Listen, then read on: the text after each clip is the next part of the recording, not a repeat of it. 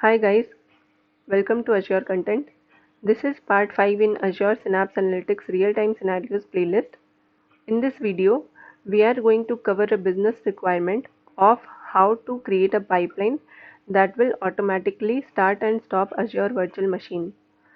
But before that, we need to understand few things about Azure Virtual Machine, that how it works and what are its pricing model and why we want to automate this process, and also what is the difference between VM stop and VM stop plus deallocate.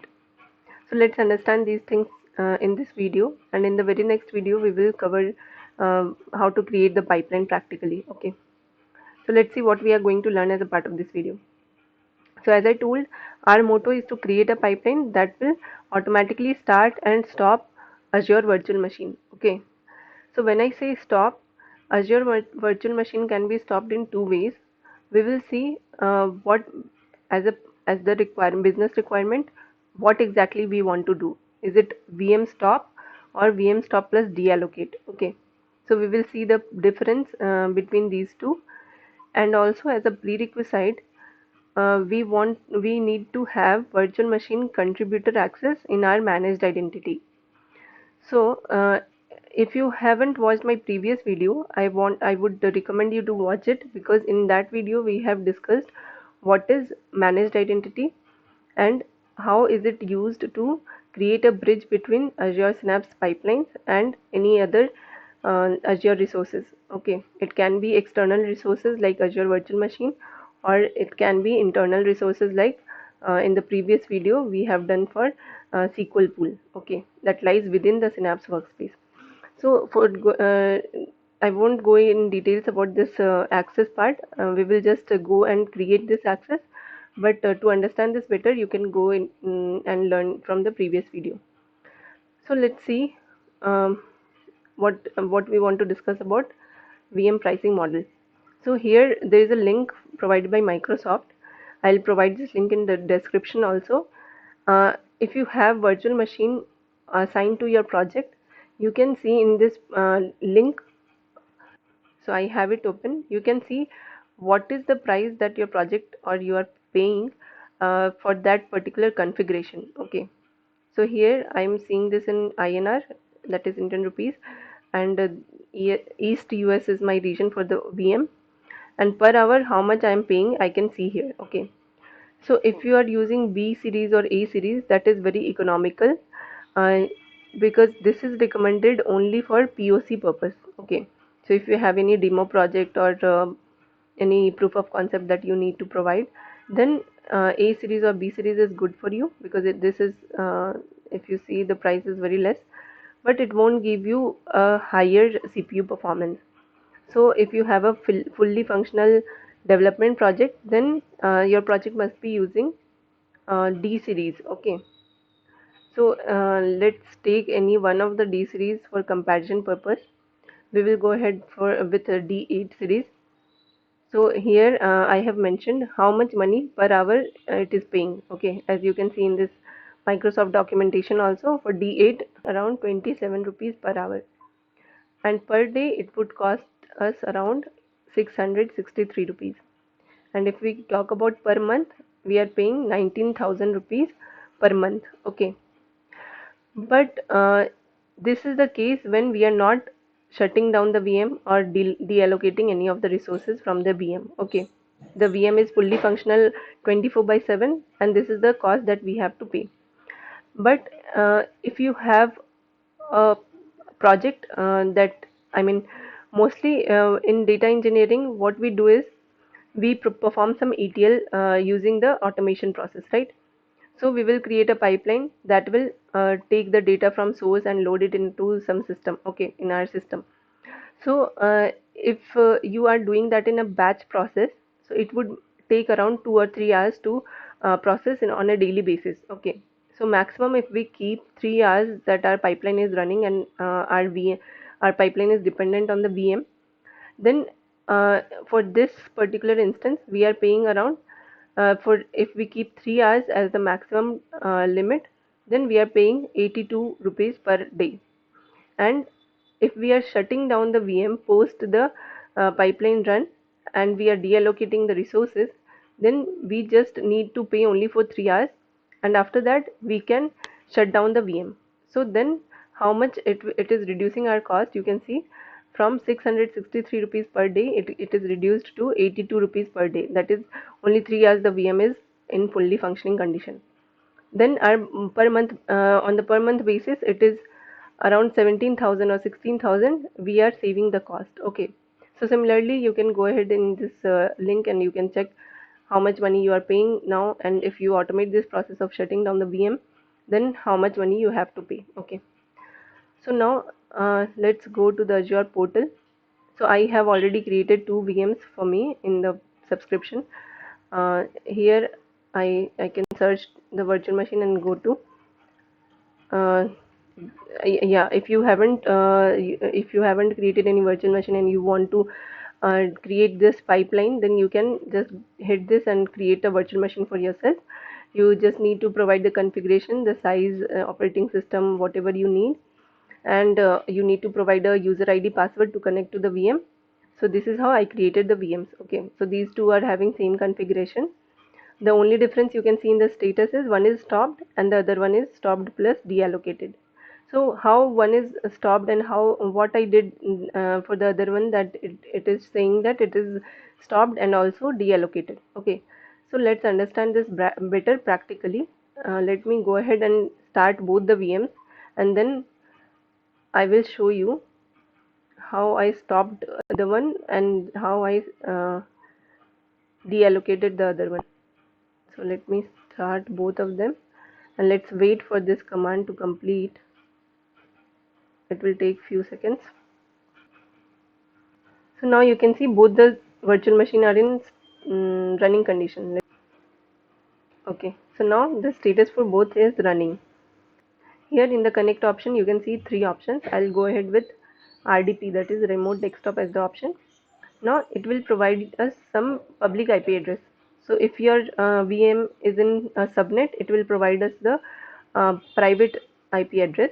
Let me download the RDP file and try to connect into this VM. Okay,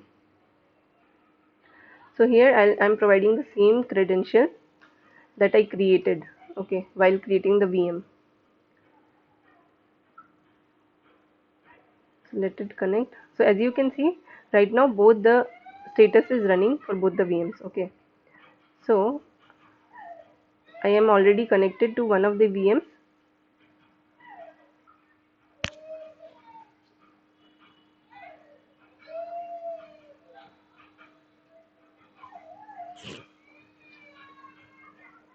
So now you can see this is similar like our local computer, right? So what I will do, uh, for one I have to stop and for the other one I have to deallocate. Okay, so to stop it, we just need to go into this start option, and as we do for our local system, if you want to shut down the local system, you need to go to this power option and press this shutdown option, right? So similar way you can shut down your virtual machine also. So what it is doing, actually it is just uh, shutting down our operating system. Okay, it is stopping the operating system, but all the resources within that is still functioning. Okay, so let me refresh. It will take some time to change the status. It is still running, but it will change the status to stopped. So let's wait for that. So now you can see the status is stopped for this one, and the other one, how this one I will stop is I will hit this stop option in the portal itself. Okay, so let us wait for this to stop. So now you can see while this is stopping, the status has turned into deallocating. Okay, now this stop option will be disabled for us. Okay, so let's wait for this status also to change.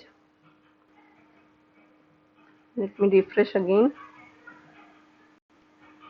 Okay, so now you can see the status has turned to stopped for the other one. So now if I open this, let me refresh here in this page.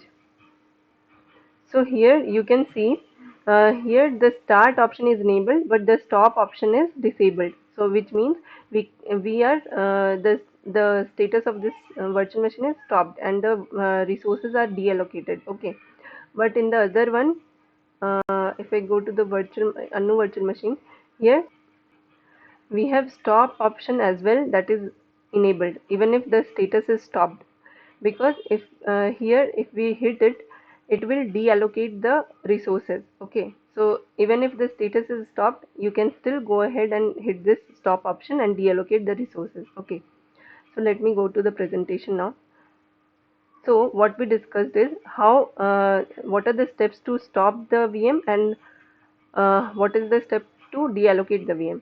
So to stop it, we have to go and connect inside the VM and using RDP or remote desktop and shut it down. Okay, so how we shut down our local system, the same way we have to shut down the VM, then it will be stopped. Okay, but to deallocate, we need to connect to the Azure portal and click on the stop option. Okay, so that will deallocate the VM itself. Okay, so what in turn this stop option is doing is it will just turn off the operating system present within the virtual machines, but it will still have the allocated resources. So like CPU, RAM, so these are still allocated and we have to pay the cost for these allocated resources.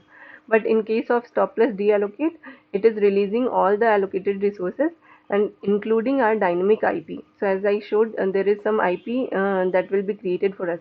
So once we disconnect it or deallocate it, okay, then this IP will change. Then another time when we try to connect, this IP may be change. It will be changed. Okay, so this is how it is. It is releasing our IP as well. Okay, even if our VM is stopped, we have to pay for the compute resources. But in case of deallocate, there is no price to be paid because the resources are released. Okay, so these are the difference between stop and deallocate. So basically in our project, what we have to use is deallocate option. Okay, so we have to use the deallocate option, and this is how it will save our cost. So the main motto for this business requirement is that we have to save the cost that our project is paying. Okay, so this is how you can implement this, and in the next video we will see how to create the pipeline to deallocate our VM. So don't worry if your resources are deallocated. Once it is started again, the resources will be again allocated automatically. Okay, so for example, if your VM is having integration runtime setup, then it will deallocate once you hit the stop option inside this portal. Okay, or else if your pipeline is taking care of it and deallocating the resources, but once it start again, then it will the resources will be allocated. So that is if your IR nodes are present within the VM, so those things, those will be reallocated. Okay, if there is any application present, so it won't be deleted, it is just deallocating for the time when you're stopping the VM or deallocating the resources. Okay, so this is the main idea behind this video. So in the next video, we will try to create the pipeline using Synapse Synapse Analytics. Okay.